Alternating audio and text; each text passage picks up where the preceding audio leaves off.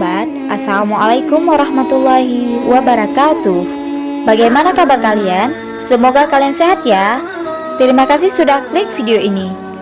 Mari bagikan pengetahuan Islam dengan cara like, share, and subscribe channel Kepoin Islam. Semoga bermanfaat bagi kita semua. Kepoin Islam yuk. Sahih Bukhari dan Sahih Muslim merupakan dua kitab hadis yang dinilai tinggi di dunia Islam. Dua kitab itu menjadi acuan urutan kedua setelah Al-Quran. Sahih Muslim dianggap sebagai urutan kedua setelah Sahih Bukhari. Dalam perjalanannya, Imam Muslim banyak mengunjungi ulama-ulama ternama untuk belajar hadis kepada mereka. Di Khurasan, ia berguru kepada Yahya bin Yahya dan Ishaq bin Rahawai. Di Provinsi Rai, ia berguru kepada Muhammad bin Mahran dan Abu Ansan. Di Irak, ia belajar hadis kepada Ahmad bin Hambal dan Abdullah bin Maslamah. Di Hijaz, belajar kepada Sa'id bin Mansur dan Abu Mas'abuzar. Di Mesir, ia berguru kepada Amru bin Sawad dan Harmalah bin Yahya dan kepada ulama ahli hadis yang lain. Berikut 5 fakta Imam Muslim.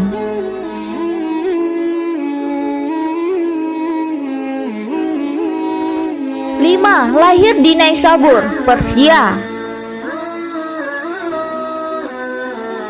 Nama lengkapnya Imam Abul Husain Muslim bin Al-Hajjaj bin Muslim bin Qaushash Al-Qushairi An-Naisaburi. Ia adalah penulis kitab As-Sahih, terkenal dengan Sahih Muslim. Ia salah seorang ulama terkemuka yang namanya tetap dikenal hingga kini. Imam Muslim dilahirkan di Naisabur pada tahun 206 Hijriah. Ia belajar hadis sejak masih dalam usia dini, sejak usia 12 tahun. Ia mengembara ke Hijaz, Irak, Syam, Mesir, dan negara-negara lainnya. Imam Muslim berkali-kali mengunjungi Baghdad untuk belajar kepada ulama-ulama ahli hadis, dan kunjungannya yang terakhir pada tahun 259 Hijriah. Pada waktu Imam Bukhari datang ke Naisabur, Imam Muslim sering datang kepadanya untuk berguru, sebab ia mengetahui jasa dan ilmunya.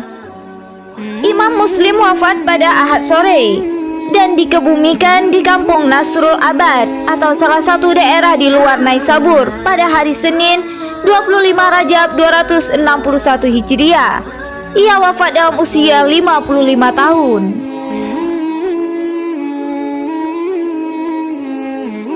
4. Tidak menghimpun hadis dari Imam Bukhari.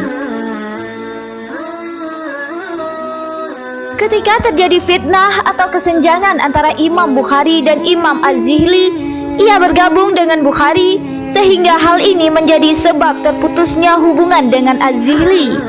Imam Muslim dalam sahihnya maupun dalam kitab lainnya tidak memasukkan hadis-hadis yang diterima dari Az-Zihli, padahal ia adalah gurunya.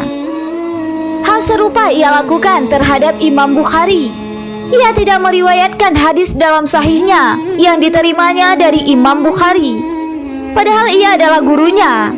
Imam Muslim mempertimbangkan bahwa yang lebih baik adalah tidak memasukkan ke dalam sahihnya hadis-hadis yang diterima dari kedua gurunya itu, dengan tetap mengakui mereka sebagai guru. Selain yang telah disebutkan di atas, Imam Muslim masih mempunyai banyak ulama yang menjadi gurunya, di antaranya Utsman dan Abu Bakar. Keduanya putra Abu Syaibah, Syaiban bin Farwakh, Abu Kamil Al-Juri, Zuhair bin Harb, Amru An-Naqid, Muhammad bin Al-Musanna, Muhammad bin Yasar, Harun bin Said Al-Aili, Qutaibah bin Said, dan lain sebagainya.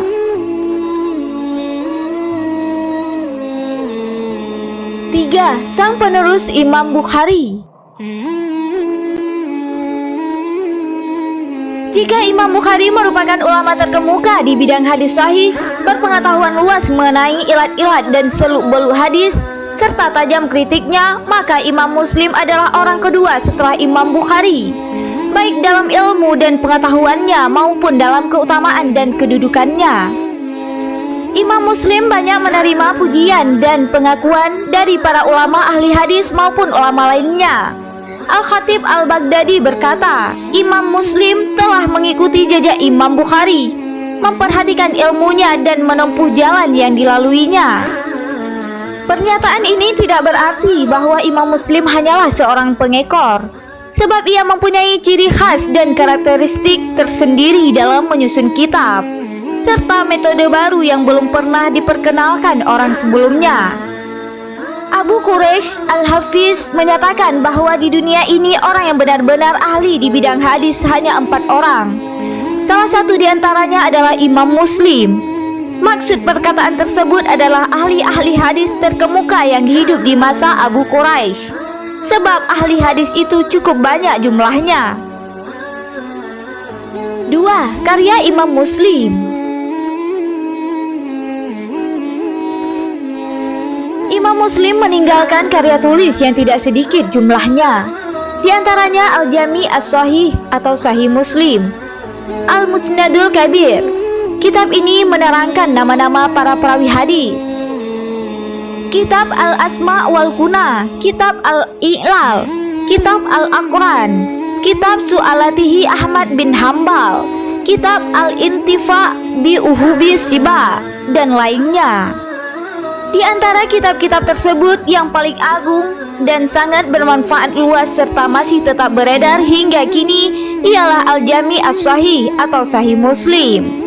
Kitab ini merupakan salah satu dari 2 kitab yang paling sahih dan murni sesudah Kitabullah. Kedua kitab sahih ini diterima baik oleh segenap umat Islam. Imam Muslim telah mengerahkan seluruh kemampuannya untuk meneliti dan mempelajari keadaan para perawi, menyaring hadis-hadis yang diriwayatkan, membandingkan riwayat-riwayat itu satu sama lain.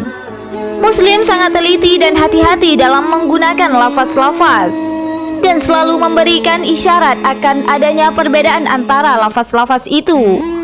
Dengan usaha yang sedemikian rupa, maka lahirlah kitab sahihnya.